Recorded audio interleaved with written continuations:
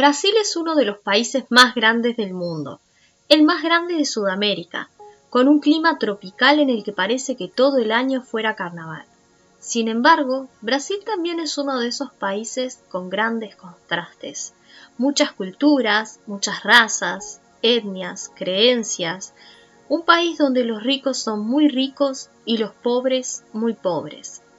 Eso ha sido así durante décadas, pero nunca se vieron mejor los contrastes que en la década de los 70, cuando ocurrió el caso que voy a contarles. Aracely Crespo Sánchez, que todavía no había cumplido 9 años de edad, salía del colegio São Pedro y no fue más vista hasta que su cuerpo fue hallado cerca de los fondos del hospital de niños. La pequeña tenía claros indicios de haber sido abusada sexualmente, de haber sido drogada. Su rostro estaba irreconocible porque le habían tirado ácido en la cara con la evidente intención de que nadie pudiera reconocerla. Además de ello, el cuerpo tenía marcas de mordeduras en diversas zonas, señales de tortura como golpes, dislocamiento del mentón, pérdida de piezas dentales, etc. La causa de la muerte determinó que ella tuvo una sobredosis y que no sabiendo qué hacer con ella, sus captores decidieron ahorcarla. Una pequeña niña inocente que según las fuentes aparentaba más edad y que despertó el interés de 2 hombres que fueron imputados por su muerte y otro, padre de uno de ellos, que colaboró para que pudieran cometer esa salvajada. Pero vamos a situar la historia. Todo ocurrió el viernes 18 de mayo de 1973, cuando Aracely Crespo Sánchez, de 8 años de edad, iba a la escuela como todos los días en autobús.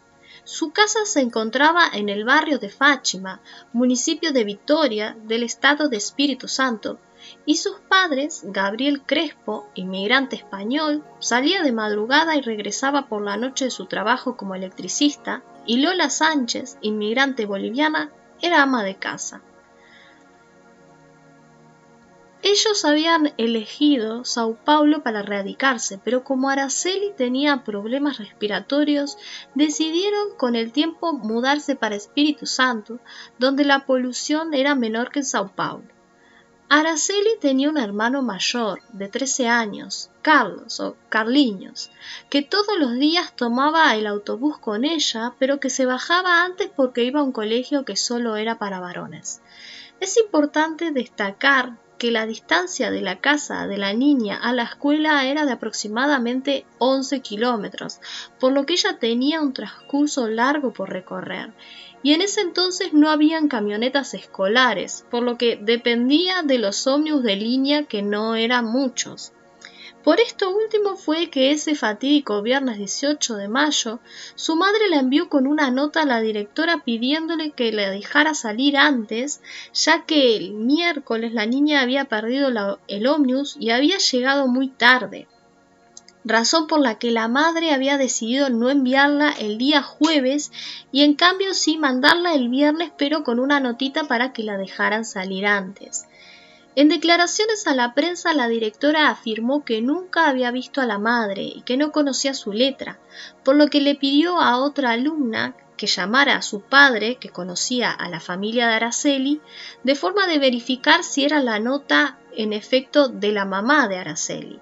Ante la afirmativa del padre de la amiguita, la dejó salir en vez de 16:30, como era usual, a las 16:10. Y la acompañó a la puerta de la escuela. Cuando la niña no llegó, sus padres comenzaron a preocuparse. Su padre salió en su fusca por toda la ciudad a buscar a la niña, a repartir fotos de ella, y al otro día fue a la escuela a preguntar y le dijeron que su esposa había autorizado que la niña saliera antes. Ese mismo día, Lola tuvo una crisis de nervios y debió ser internada. El domingo su padre fue a la policía y allí le aseguraron que el lunes comenzarían las búsquedas, ya que era fin de semana y no se podía hacer mucho. Del colegio São Pedro, a donde asistía Aracely, tenía que caminar a la esquina donde se encontraba la parada que quedaba frente a un bar. Fue justamente en ese bar que sus presuntos asesinos, Paulo Constantino Elal, conocido como Paulinho, y Dante de Barros Michelini, conocido como Danchinho, la vieron por primera vez.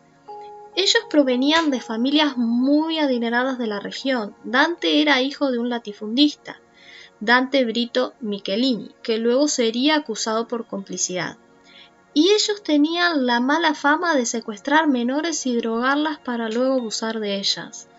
Por eso no es de extrañar que ellos frecuentaran un bar que estaba cerca de una escuela, ya que de esa forma podían elegir a sus víctimas.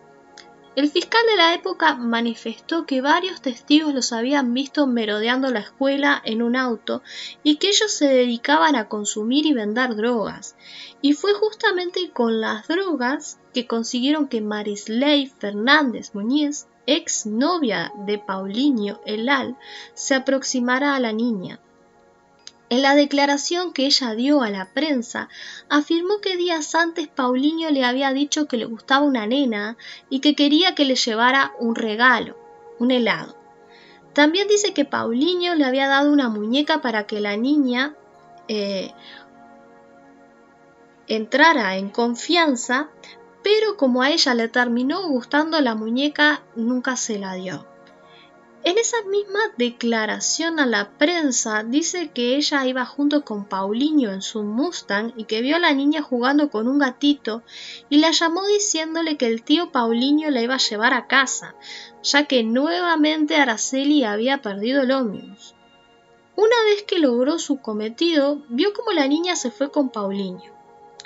Acá hay dos cosas a notar. Primero, que en la entrevista Marisley constantemente se relame los labios, lo que en lenguaje no verbal es incomodidad, sea por nervios o por mentira. Y segundo, que luego en el juicio ella declaró que todo lo que había dicho a la prensa era mentira.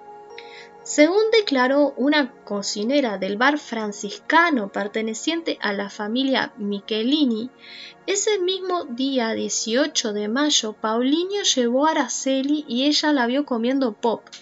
Más tarde, Paulinho y Danchino le pidieron que llevara comida al sótano y a la baranda donde supuestamente Araceli habría estado cautiva.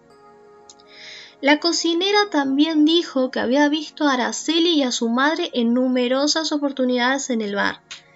Y de hecho, en la entrevista televisiva, Danchino Michelini reconoce que la cocinera le llevaba comida a Araceli y es interrumpido por su padre, que dice que Araceli fue llevada allí por dos personas, pero que esas personas no eran ni su hijo ni Paulinho, y que no fue la cocinera quien había llevado la comida al sótano.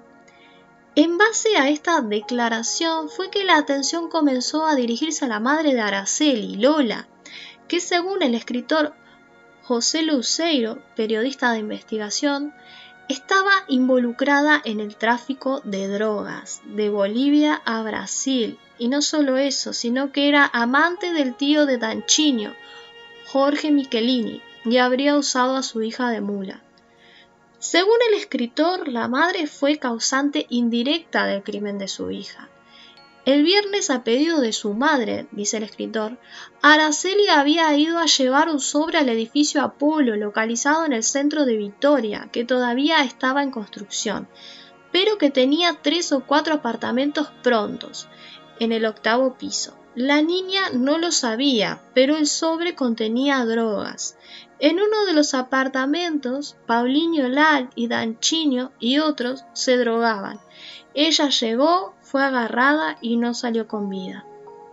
El problema con esta teoría serían las declaraciones de la ex novia y la cocinera, pero es dable a suponer que Paulinho haya pasado a buscar a Araceli, razón por la cual cuando uno de los chicos de la escuela le dijo que iba a perder el ómnibus, que dejara de jugar con el gatito y se tomara el autobús, ella lo ignoró. Y que cuando Marisley la llamó, ella no dudó en subirse al auto y se fue con Paulinho. Araceli no solo padeció durante 2 días y medio, sino que su cuerpo recién pudo ser enterrado 3 años después, ya que el Instituto Médico Legal no permitió liberarlo hasta que las investigaciones estuvieran avanzadas. Cuando encontraron su cuerpo, uno de los primeros en llegar fue su padre, que la reconoció por las manos y por una marca que la niña tenía en la pierna, ya que entre el estado de descomposición y el daño por el ácido era muy difícil determinar la identidad a simple vista. Las fotos son bastante escalofriantes. Quitando los detalles macabros, su cuerpo es más o menos reconocible una vez que uno ve las fotos de la pequeña en vida.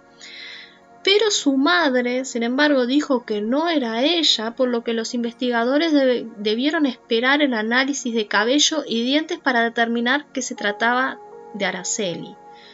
Curiosamente, o tristemente, Araceli tenía un perro al que le había puesto por nombre Radar, porque el perro siempre la encontraba. Por eso un día su padre decidió llevar a Radar al Instituto Médico Legal, donde estaba el cuerpo de su hija, y Radar fue directamente a la gaveta del congelador donde estaba el cuerpo de Araceli. Sin embargo, debieron enviar las muestras a Brasilia, luego a Río y esperar.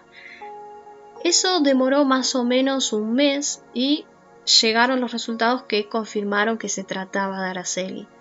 Desde que se encontró el cuerpo de la niña el 24 de mayo de 1973 hasta 1991, cuando los imputados Dante hijo, Dante padre y Paulo fueron absueltos por falta de pruebas, al menos 14 personas murieron. El primero en morir fue un joven llamado Fortunato Piccin, que era un drogadicto y falleció luego de que le aplicaran mal un remedio en un hospital público. El capitán a cargo del crimen había dicho que había encontrado parte del uniforme de la niña enterrado en el patio de la casa donde este joven de 17 años vivía con su padre. Sin embargo, su padre y personas que lo conocían declararon que era imposible, ya que el joven había estado internado, por lo que todo no pasó de una burda incriminación a un inocente que terminó pagando con su vida para que no pudiera declarar la verdad. Una nota: el joven era drogadicto y Paulinho y Dantinho, según dicen, vendían drogas. Y otra cosa, el padre de Paulinho era proveedor de ese hospital. Luego fueron asesinados el portero del edificio Apolo, donde Araceli también estuvo, el chofer, que en su momento había declarado que lo habían obligado a llevar el cuerpo a un descampado detrás del hospital.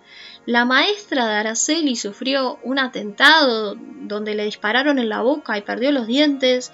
El propio investigador del caso, Homero Díaz, que fue apartado por el capitán y a quien lo enviaron a detener a un peligroso narco, resultó muerto por la espalda luego de haber detenido al narco, y los que estaban detrás de él eran nada más ni menos que sus colegas. Este narco, apodado Boca Negra, declaró una vez preso que quien había matado al investigador había sido otro de los policías, y casualmente este narco fue encontrado muerto al otro día con 27 puñaladas. El propio tío de Dante, Jorge, que supuestamente era el amante de la madre de Araceli, murió luego de que su auto fuera embestido por la madrugada por un ómnibus que no debía estar circulando a esa hora. Y si creyeron que habíamos llegado a lo peor, no.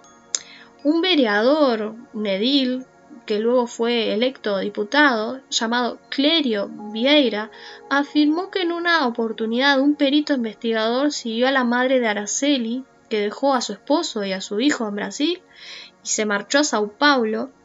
Dice que ella iba vestida como una mendiga y que una vez en Sao Paulo se registró en un hotel, se cambió de ropa y ahora era una mujer totalmente cambiada, con ropas elegantes, y se tomó un vuelo a Bolivia. Y allí fue a buscar drogas para las mismas personas que estaban implicadas en el asesinato de su hija. Paulinho y Dantinho fueron condenados en primera instancia a 18 años de prisión y Dante padre a 5 años por encubrimiento. Sin embargo, esta condena, como les dije, fue revocada por faltas de pruebas.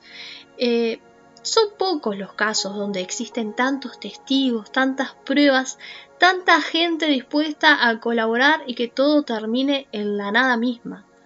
Hoy Dante padre está muerto, pero Dante Michelini hijo y Paulo Lal están vivos, se supone, viviendo en Brasil, más exactamente en Vitória, Espíritu Santo, donde irónicamente existe una avenida llamada Dante Michelini en honor al abuelo de Dantinho, que termina en un jardín llamado Araceli Crespo. Soy Val y esto fue Legajo Criminal.